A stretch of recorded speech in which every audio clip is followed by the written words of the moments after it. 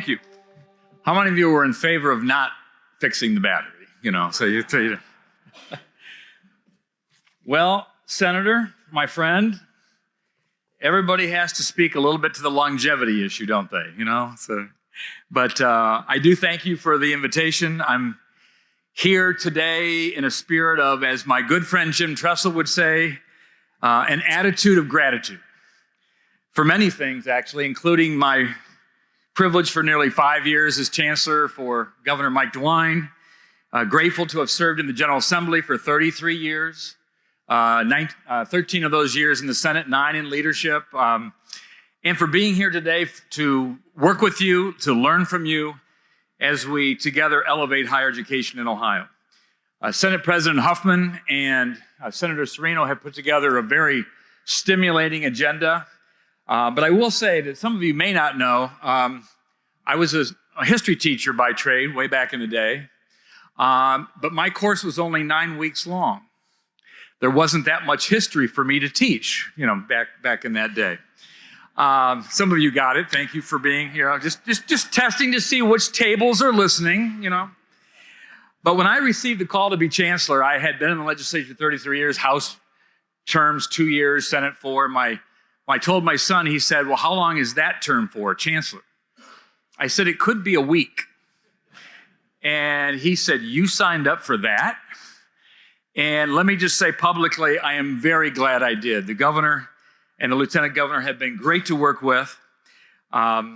It's actually been, it will be 258 weeks by the time I'm done on December 31. But it's just been a great privilege, and there's more to do. And somehow, in some fashion, I hope to continue to be in the education advocacy arena next year as well. I want to point out something that some of you may not know. On the brochure that you have on your tables, if you want to just glance at it, there's an outline of the words in the Northwest Ordinance of 1787. Now, some of you might think, well, that's the Ordinance of 1787. Is that really relevant? Why are they using those words? Well, if you look at Article 1, Section 7 of the Ohio Constitution, almost exactly the same words in the Ohio Constitution. So it's very relevant. That's actually guiding us to what we ought to be doing in education. So the DeWine-Houston administration has embraced an all-of-the-above approach to education, from trades to adult career centers, to community colleges, and both four-year public and independent universities. In my judgment, an all-of-the-above approach is not only a good thing to do, but our future really demands it. Our economy, our future in Ohio demands it. I want to just say a little bit about the last state budget. We increased need-based scholarship aid significantly, a significant increase in the Ohio College Opportunity Grant. Our Work Ready grant, primarily for community college students, up to $3,000 in high demand, in-demand occupations, but also applies to adult career center students and university regional campus students as well. A new Governor's Merit Scholarship that I think will be one of the best 5 or 6 in the entire country on a state-sponsored basis. $5,000 renewable for 4 years if you're in your top 5% of your high school class. We want to retain as much talent in Ohio as possible, and that's our effort. A new mental health line item, first one in Ohio history in the state budget, direct aid to college universities to support mental health of its students. The Choose Ohio First STEM program is one of the strongest in the country on a state-sponsored basis. Speaker of the House at the time, John Husted, sponsored this program, and it has continued to get stronger. It includes internships, work-based learning. There will be an announcement on November 13th on the next round of Choose Ohio First funding. Every IUC member that proposed or submitted an application for Choose Ohio First funding will be funded on November 13th. That's all I'm allowed to say for now, because the General Assembly and the governor's office are involved in something called the Controlling Board, and they actually get to make the final say. So I need to respect. Sometimes Senator Cirinio is on that controlling board, but it's a great program. It really speaks to Ohio's needs in the STEM areas, and we look forward to another round. An all of the above approach to higher education, of course, really means that. So the one thing we've tried to do is increase the flexibility for students and for institutions to provide degrees, credentials, and certificates. The one thing we've done in this state is, during the DeWine administration, is we have something called applied bachelor's degrees at community colleges. In the previous administration, about 33% of the applications, the requests, were approved at community colleges for applied bachelor's degree. Now, this just proves how I'm not playing to the crowd today, because I know you're IUC, right? Well, 93% of the applied bachelor's degrees requests coming to my office have been approved during this administration. We just think there's room for everyone to be at the higher education training table, and that's why we've made those decisions. I want to do 2 quick thank yous for things that weren't in the budget. First, we have something called the Collegiate Purple Star Award. Some of you, I hope, are aware of it. By Veterans Day this year, all 14 IUC institutions will be members of the Collegiate Purple Star Award. This is enhancing our support for veterans and military-connected students and families. We are one of the best states in the country to do this, and the first in the nation to provide the specific Collegiate Purple Star. So thank you for your willingness to go the extra mile and invest a little more in veterans and military-connected students. In addition, this happened a few years ago. Some of you may not even know about this, but you might want to check with your president or your CFO. Several years ago, the governor and I asked you to basically waive out-of-state charges on tuition for out-of-state students who got their bachelor's degree in Ohio. If they were going to stay in Ohio for their master's degree, for their graduate degree, let's give them in-state graduate school rates. You said yes. Without a mandate, without a provision in the state. Now, it's in the state budget now, but at the time it was not. And you all said yes because you were willing to take a little bit of money off your table to help Ohio's workforce, to help Ohio's future. And I think that's how much respect you had deservedly for Governor Mike DeWine. Now, I want to speak a little bit to the American Council of Trustees and Alumni. I've read their publications, how colleges spend money, what will they learn. There's one called No U.S. History, very interesting as a former history teacher. In fact, thought so much of and knew that you were engaging with Senator Cirinio, I said, I need to get to know the ACTA better. So we had a Zoom call on February 27 and enhanced the relationship. I want to speak practically to the issue of history and civics, and what we do in Ohio today and what perhaps we can do together to make things even stronger. We have in this state, Section 3313.60, we actually have a provision in high schools that's pretty strong mandate to teach things like the Declaration of Independence, the Northwest Ordinance, the U.S. Constitution, the Ohio Constitution. In fact, some of the language goes so far as to say, the study of each of these documents shall include study of that document in its original context. Actually sponsored by Senator Obhoff a number of years ago here in the Senate. So we do a pretty good job of at least requiring study on these important subjects at the high school level. The question is, how well are we teaching it and how well are we assessing it?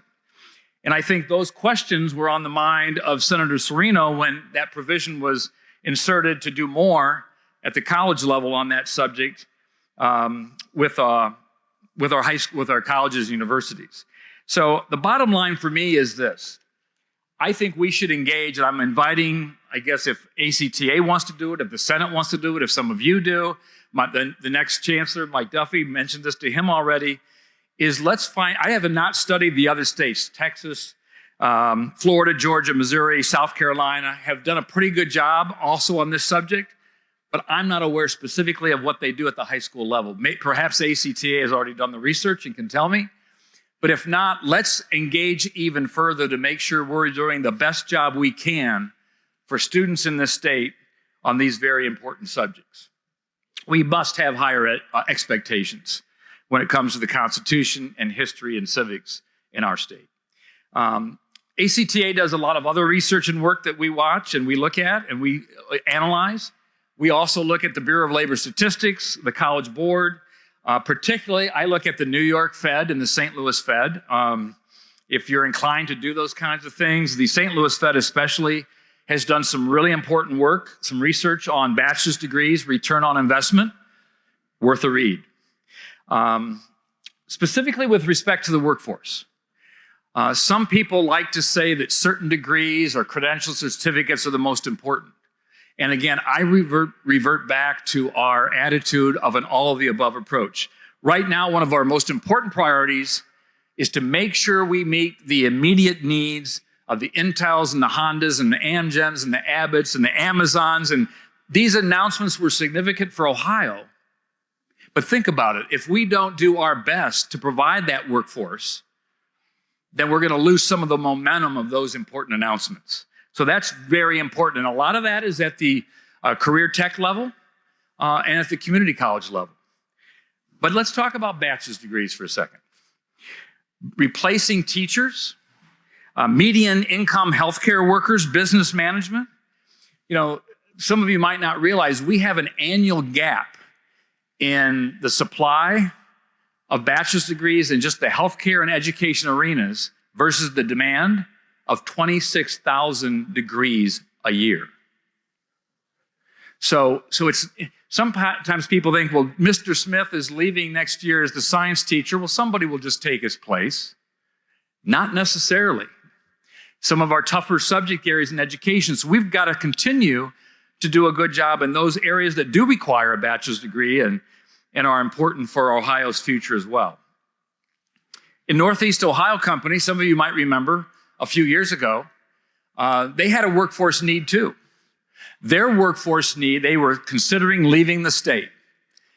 And the governor and I and a number of other cabinet members, development, got together and we said, what can we do to solve their workforce need? What was it? PhDs in chemistry. Doctorates in chemistry was their workforce need that they needed to do. We needed to do more. We needed to provide more support in that arena for them. And we got universities together. The governor did a great job of convening and working on this because we didn't want to lose a major employer in the state. The result of those efforts, the company stayed, the company expanded in the state of Ohio. So attainment matters. I'm not going to get into a lot of detail, but I have charts here in front of me that suggest that of the top 10 attainment states in the country, 8 out of those top 10 are also in the top 10 in wages and earnings. Pretty significant, pretty strong correlation.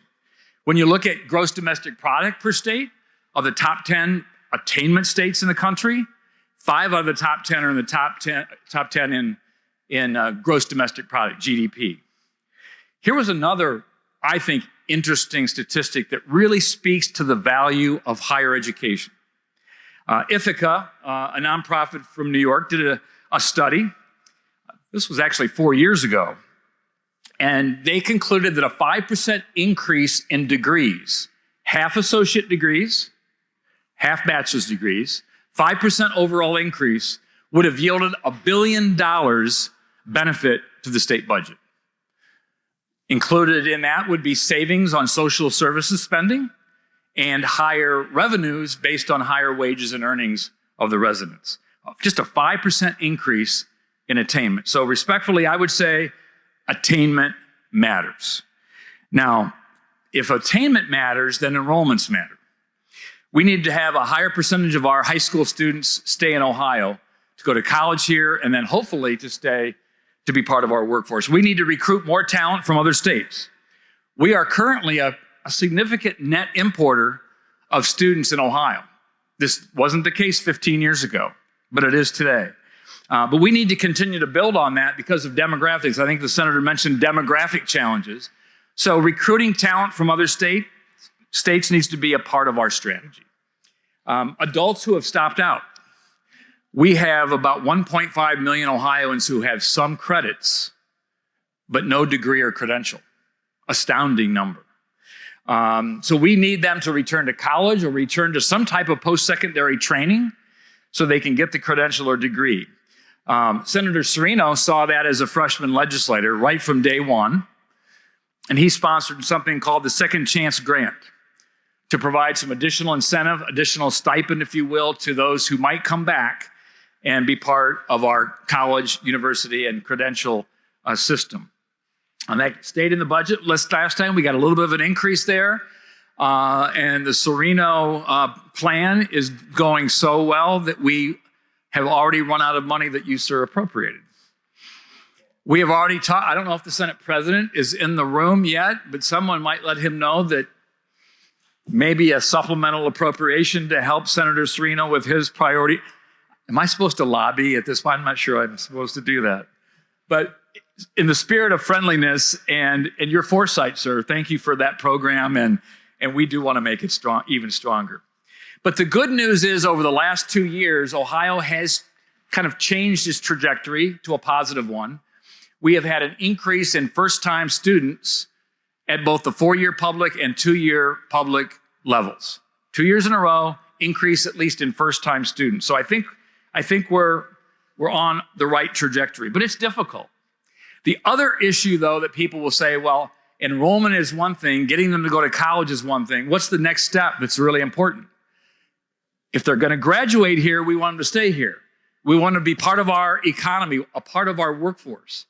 And I'm not going to be able to get into a full analysis, but Ohio does a fair job of that. But the one, and I'm just going to mention, and you, Chancellor probably shouldn't do this, but I'm going to mention Ohio State, because Ohio State gets mentioned occasionally in the Dispatch and other places, and gets a lot of attention, not just on November 25th, by the way. I'm already thinking about that. But something that many people may not realize, Ohio State as the flagship versus other flagships, major universities in the Midwest, retains a lot higher percentage of its graduates that stay in its state, in the state of Ohio. Far more than Indiana, Penn State, Wisconsin, and much more so than that university from the state up north. Just by dramatic percentages. And Purdue, you can throw Purdue in that as well. So at least it means Ohio State is a little more state-centric in terms of its enrollments and its graduates and staying to be a part of our economy. Now, it would be inappropriate for me to not speak at least briefly to affordability and the impact of the cost on college. ACTA has done a lot of research on how colleges spend money and whether it's spent well on behalf of students. I've read a lot of articles, both from ACTA and others. And the one thing you often hear is because of increases in costs or lack of efficient spending, then tuition skyrockets. Have you ever heard that before in your life? Of course you have. But respectfully, I'm going to say this, not in Ohio. We have a tuition guarantee that's regulated both by proposals by the governor and actions taken by the General Assembly. And so no matter what those efficiencies are, tuition is limited specifically in law at our 4-year public universities to what the General Assembly appropriates or decides in the state budget bill. Now, I mentioned that to a legislator this last budget, and they said, well, yeah, but I know you're doing a better job on tuition, but where colleges really make their money is on room and board. That's where the money is. And I'm going to say again respectfully, not in Ohio, because our tuition guarantee is also a room and board guarantee. I think the trustees probably fully aware of that, because when you take inflationary times like we're in today, and you not only hold tuition down to an average of 0.75% over 4 years for a student, because it was 3% this last fall, and you do room and board at that rate, with housing and food going up faster than some of the rest of the economy, that's pretty effective holding down costs for students over that next 4 years. That's the Ohio story. Now, that doesn't mean that we've done enough to be efficient. I see the Senate President is now with us, and we actually talked briefly about a section. I've talked with the Senator about this. There's a section of law that actually requires evaluations of low enrollment programs on your campuses and duplications with universities in your region of the state. It's 3345.35, And it's a key area that can encourage universities to be even more efficient because you're looking at the revised code. The chancellor requires you to send a report, and you can utilize that to make hopefully cost-effective decisions that are good for students and good for your institution. Now, the senator looked at this as well in Senate Bill 135. These reports used to be due every 5 years. They were amended to happen every 3 years. But you can look at programs and duplications anytime you want.